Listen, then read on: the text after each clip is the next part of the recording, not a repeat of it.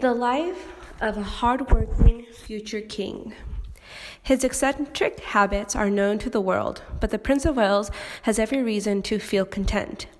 A man with wide interests and deep passions, he is finally happily married, Daniela Kent reports. Prince Charles is often portrayed as bad-tempered and spoiled. There are stories that every day 7 eggs are boiled for his breakfast so that he can find one that is cooked just the way he likes it. His toothpaste is squeezed onto his toothbrush for him, and his bath towel is folded over a chair in a particular way for when he gets out of his royal bath. He has an enormous private staff: secretaries, deputy secretaries, press officers, 4 valets, 2 butlers, housekeepers, 2 chefs, 2 chauffeurs, 10 gardeners, an army of porters, handymen, cleaners, and maids. They are expected to get everything right. When HRH, His Royal Highness, feels they have performed their duties well, they are praised in a royal memo. But if they have made mistakes, they are called into his study and told off. The prince can get so angry that he has been known to have tantrums, throwing things and screaming with rage. The private and public man. Charles is eccentric, and he admits it. He talks to trees and plants. He wants to save wildlife, but enjoys hunting, shooting, and fishing. He dresses for dinner even if he eats alone. He is a great socializer.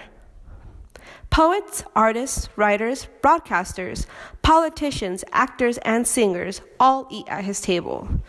Arriving at Highgrove, his family home, on a Saturday afternoon, guests are entertained in the height of luxury. They are then sent on their way before lunch on Sunday, having been shown around his beautifully kept gardens. The prince also entertains extravagantly at Sandringham, one of the Queen's homes, at least twice a year. There are picnic luncheons on the beach, expeditions to local churches, and lavish dinners with organic food.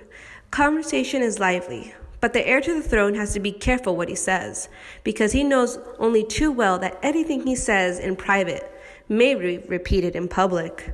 The future monarch that we don't see is a man of great humor who cares passionately about the state of the British nation and is devoted to his 2 children, William and Harry.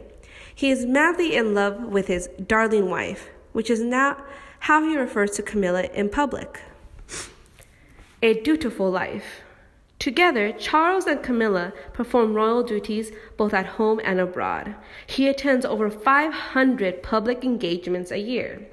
He visits hospitals, youth groups, performing artists, charities, and business conferences. He hosts receptions to welcome visiting heads of state and VIPs. He travels abroad extensively as an ambassador to the United Kingdom, representing trade and industry. He works hard to promote greater understanding between different religions. He is also president of the Princess Charities, which are active in promoting education, business, the environment, the arts, and opportunities for young people. The group raises over £110 million annually. Camilla shares Charles' passion for hunting and also his interest in conservation of towns and countryside. The one thing she leaves to Charles is skiing. She prefers to stay at home when he makes his annual trip to Klosters in Switzerland. Everything except the top job.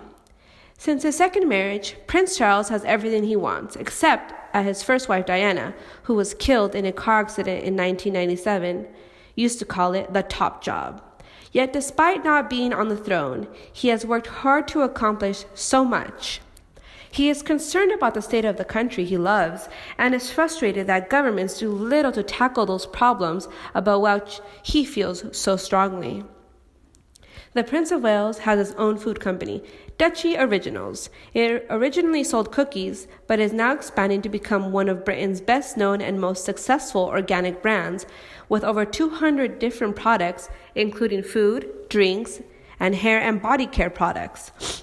Charles, well-intentioned, hard-working, conservative, and old-fashioned, continues to do his duty as he sees it. But he is no longer alone. One day he will be king and his darling Camilla will be at his side.